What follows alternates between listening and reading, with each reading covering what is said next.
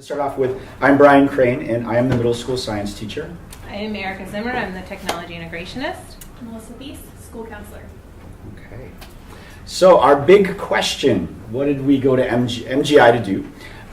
We asked the question, how will our PLP rollout and new schedule affect students' self-direction in the middle school?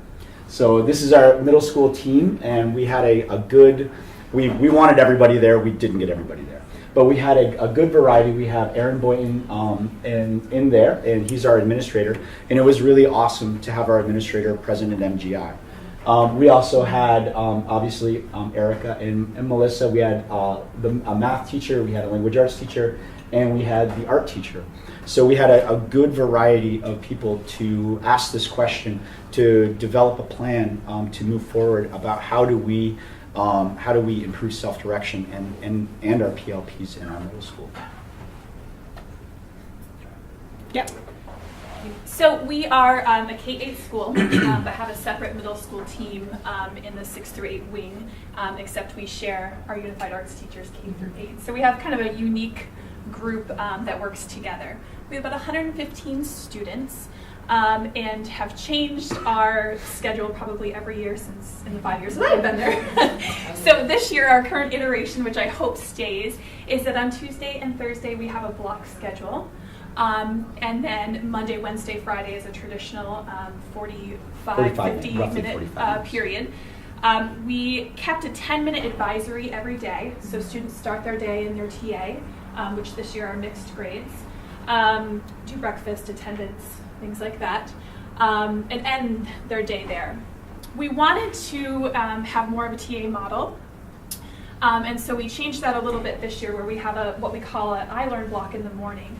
And on Mondays, that is focused on PLP management, but Tuesday through Friday, we are working on something called iLearn, which we'll share with you today. It's pretty unique.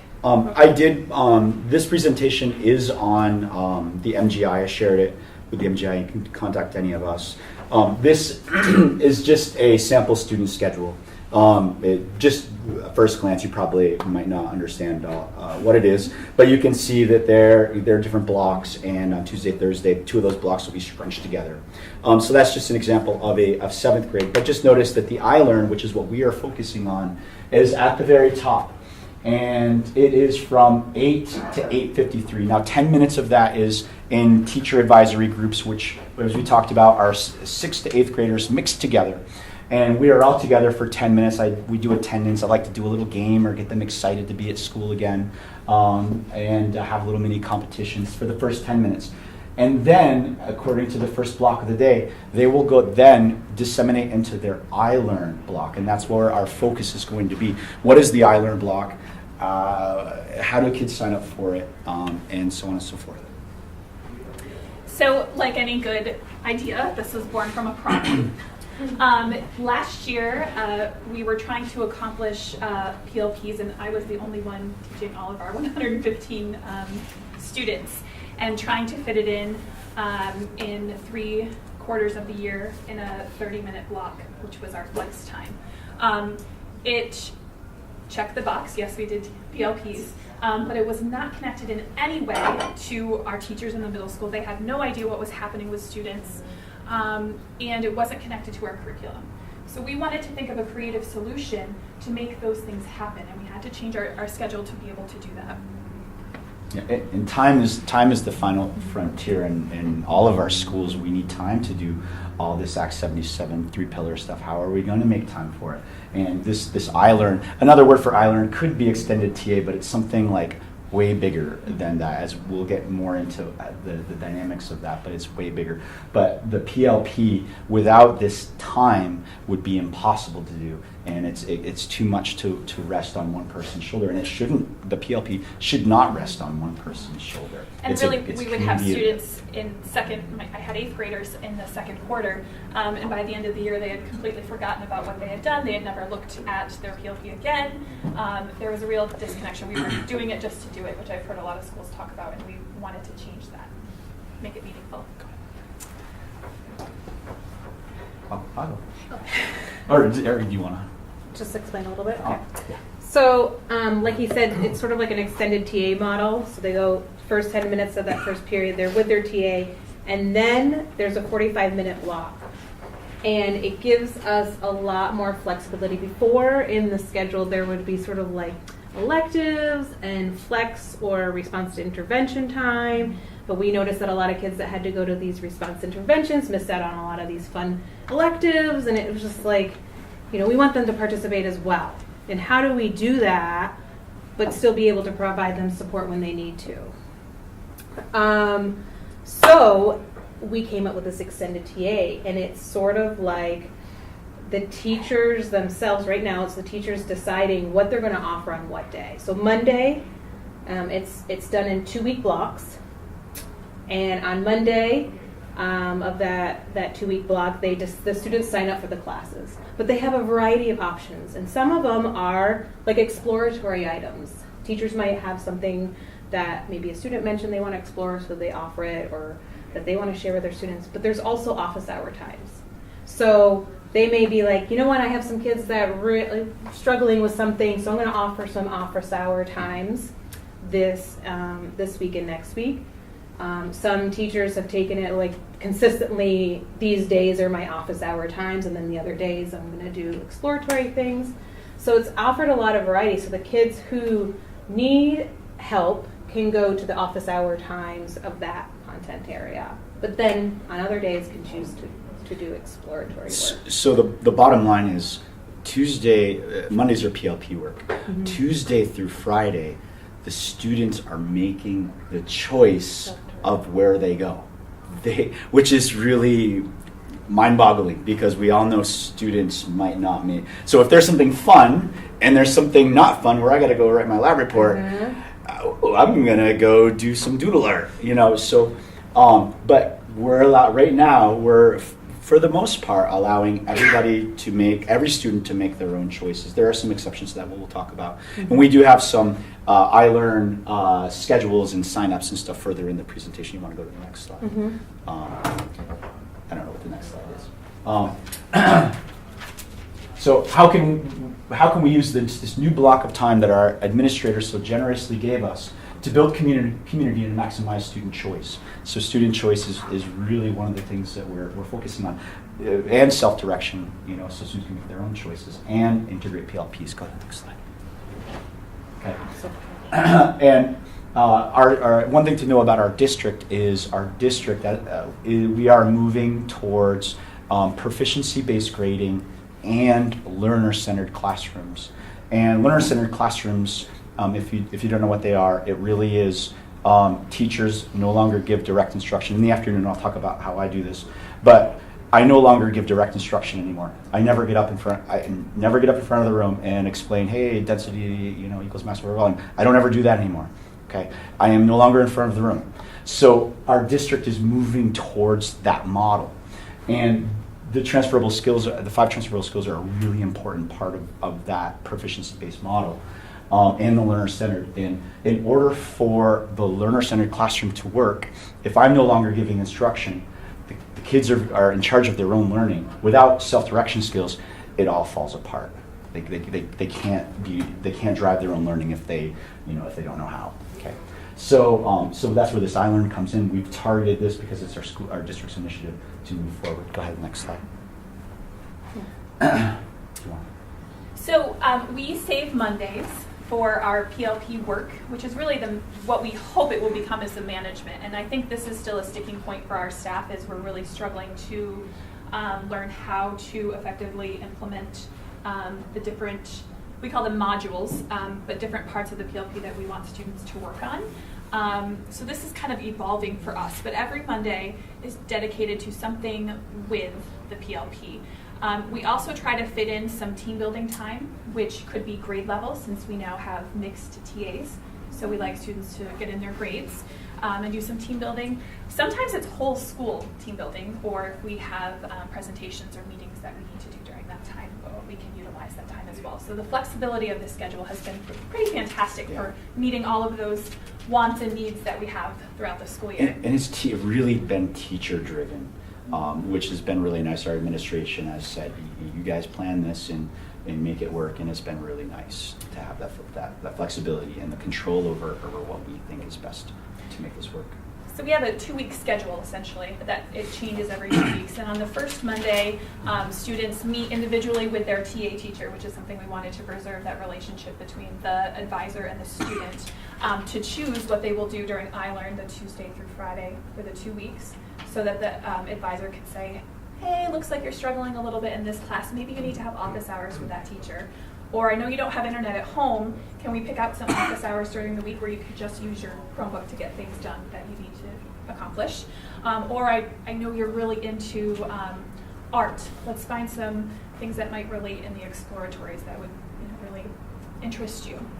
The opposite time is either for those team building times, the opposite Monday, or for completing some part of the PLP. So it's really interesting that this is how we sign up. This is the kind of teacher view. So one of the big problems we had to solve. We have 115 students, all signing up for iLearn classes essentially every other Monday. So when you have 115 entries going into the same spreadsheet, like how do you get everybody to sign up at the same time? That's something that we've had to work through and we've had to solve, and it's still not perfect. So what will happen is this, on, for example, my computer, I'm with my TA, I'll have this open in front of me. I will have, let's say this is Friday, the students will have a listing of what office hours are available, what teachers want to work on content, and what exploratories are available, what special things teachers are offering. The student will have all that information, and they will come up to me and say, Mr. Crane, on this Monday, I know that the math teacher is offering Doodle, and I'd like to participate in that. And we talk about it and we sign up.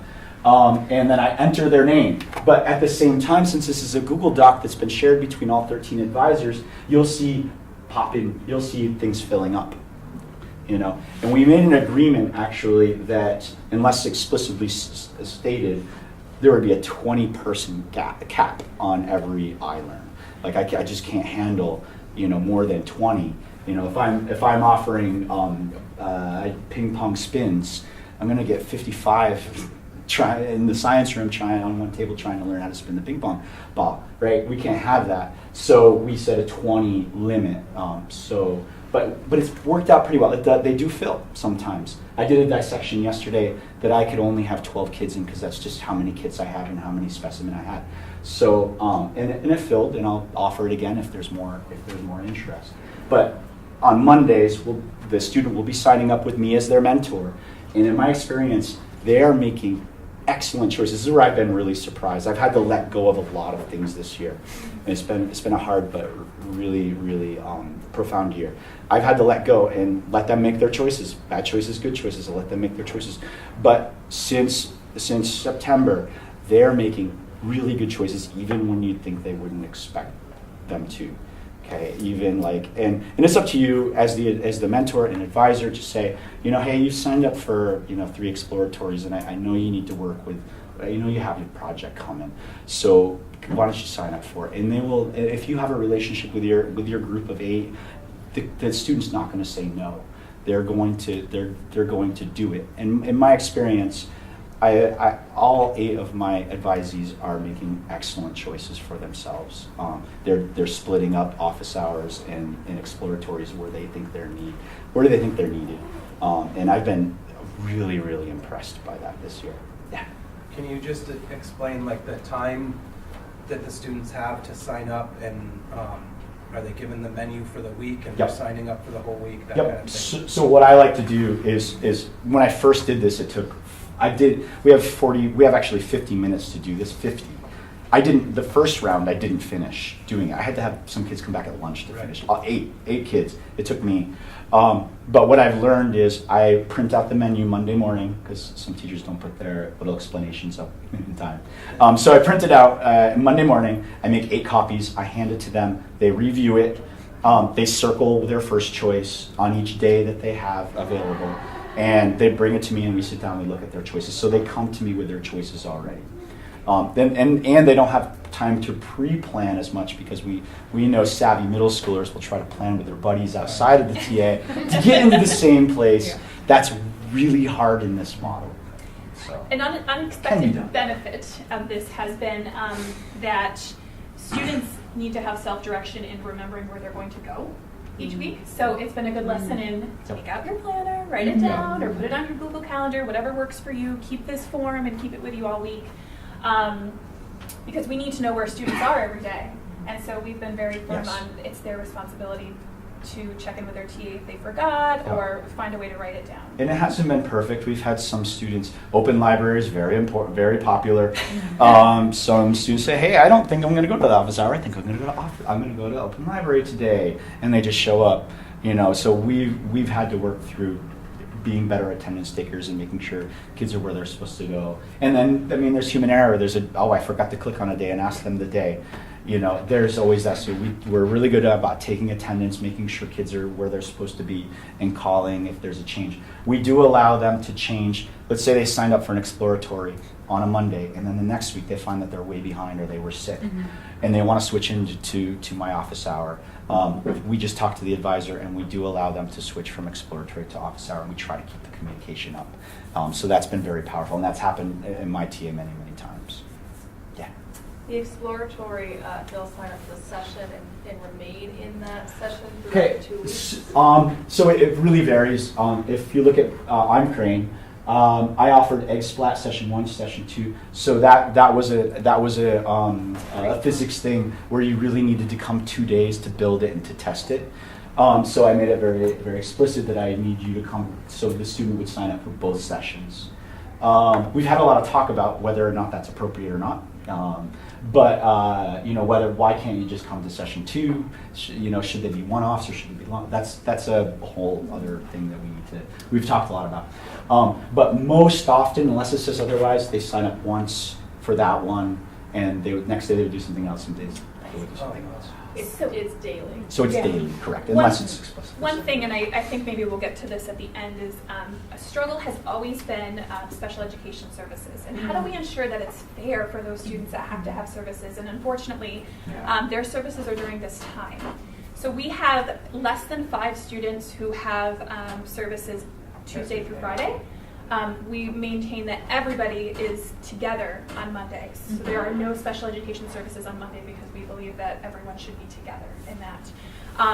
But a real challenge in a conversation that we have had is if we have a student that on Tuesdays and Thursdays has services, they're not maybe able to make both sessions of a single thing. And so we've had to be really flexible because I think above all, we all agree that we want it to be accessible for everybody and fair.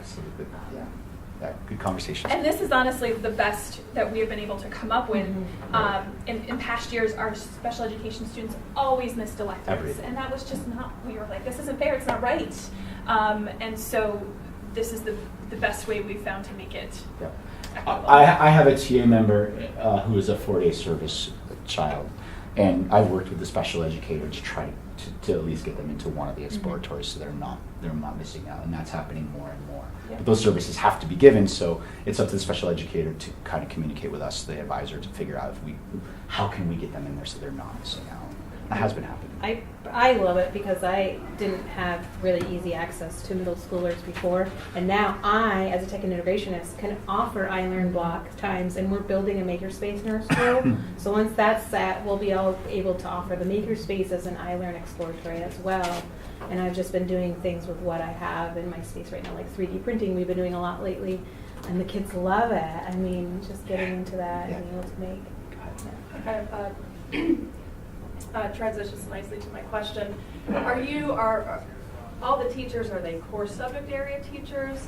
As you said, your tech integration, have you explored bringing community members in or we parents have. or other staff? We have. So to answer your first question, it's core and specials, and we've tried random people like me. Random people, and if anybody's available and they have something to share, then we've encouraged them. We have our behavior interventionist is starting this coming week. She is a dancer, and so she's going to lead a choreography class, and that was born of, we have a student who's really just struggling right now and is really into dance and choreography, and I said, oh, wouldn't it be so cool if you could be a leader in this iLearn? And so we're like, oh, Jen's a dancer. Let's get her on board, and so I'm going to cover her behavior duties for that time so that she can offer that class. Once again, it's a really nice way for students to bond with adults in the building, and that comes back to some of our core beliefs that we want students to make connections with adults and to see that we have interests and passions outside of our subject area. Right.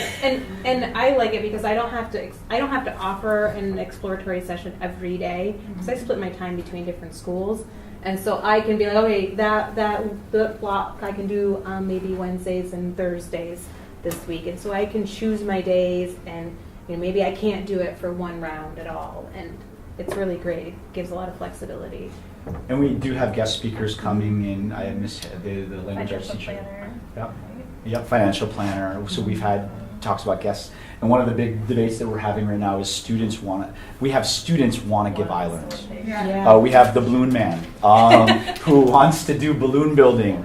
So right now we're in the process of creating kind of a structure around that, so it's not a free for all, and it's valuable for everybody. So, but I'm pretty sure we're going to make that happen. And that's our desire eventually to give this over. Right now, we're like, this isn't, we're not allowing students choice 100% because we are directing what we offer, which was similar to electives. These things sound fun, but they're only choices from what we have chosen. So that's our final goal, is to really listen to students about what they want and offer what they want, not what we think we have to offer. Right. And I think you came up with the name that'll be I Teach. I teach. I teach. Yes, that's I right. teach. That's true. Mm-hmm. You want to see what's next? This is some of the stuff we sort of did, like a little questionnaire with the students to kind of gauge how do they feel this is going for them. And these are some of the responses that they said that they thought was working. So obviously the choice, a lot of students, they liked not having to be stuck in one class for an entire time, that they could move in and out, like before with the electives, RTI. it was like, and the RTI, it was set for quite a long period of time. And we for a required kid. everyone to be in Yeah. RTI of some sort, but didn't have enough people to do it with fidelity. So it was really meaningless to students and really frustrating for them and for us. Yep, and then some of the responses that being able to do the office hours seemed to be really beneficial for them. I think the pie chart is next. Oh, the pie chart's next. Oh no, improved. Yeah. So obviously nothing is perfect. One of the biggest things is, how do you make it fair for everybody? Because like my dissection, I can only take 12 and it filled. Some open library, you get 20 out of the 115, it fills. Obviously some 8th graders think 8th graders should pick first. That makes sense sometimes. But that is absolutely one thing. I like to let 8th graders 1 week, 7th graders pick first the next week, and I do this kind of a rotation thing, but every advisor does it a little bit differently. But that has been a challenge. But more student voice, obviously. There's a few of these, they're talking about more student-directed choice and Yep. even teaching. Yep. Allow students to teach. Absolutely. Pie chart. Pie chart, or not Not pie pie chart, chart, the chart. Where's the pie chart? So we have 70%, 81 students. I always like when I do these in my own classroom, because I have a pretty high number of students. I like the number. If 81 students are giving this a 4, that's a good number in my opinion. And then and I forget what we said the scale was, but this is like it, highly like it, or highly agree. So the feedback that the students have given is very, very, very positive. I make thoughtful choices about whether to sign up for office hours or exploratories based on my academic needs. So we have 58 students strongly agreeing with that, and another 48 students saying they agree. I think it's excellent. And I gave this survey out because I'm the only core teacher that sees 6th through 8th grade, so I gave this out at the beginning of one of my sessions. And I said, please be honest, be fair. I said this to them, be fair, but be honest. And I think they have. and that's it. And so I feel like we've had a lot of changes at our school, and we've shifted to proficiency-based grading. There's been a lot of change, but I like to think of the iLearn block as a middle school. This is one of our shining lights. This is one of our things that we can think of this year, 2016, 2017. Wow, that was a hard year. We had a lot of challenges, but the iLearn is really a positive thing and an innovative thing, something new that we've created that our students love. And I think you mentioned on the drive up here that's like, we have a lot of change and there's a lot of like anxiety around all this change, but the iLearn seems to be the constant that people are enjoying and liking. It's the one thing that really hasn't had a whole lot of complaints about, like teachers and students. And would you agree? And I've only heard positive from parents, and Yeah. that's uniquely different than anything in our school. I think anything you try, we have somebody who's like, oh, I don't like that. Yeah. But we have heard overwhelmingly positive about iLearn from students, from parents, and our team. Everyone agrees that this is something we enjoy doing and want to keep and works well.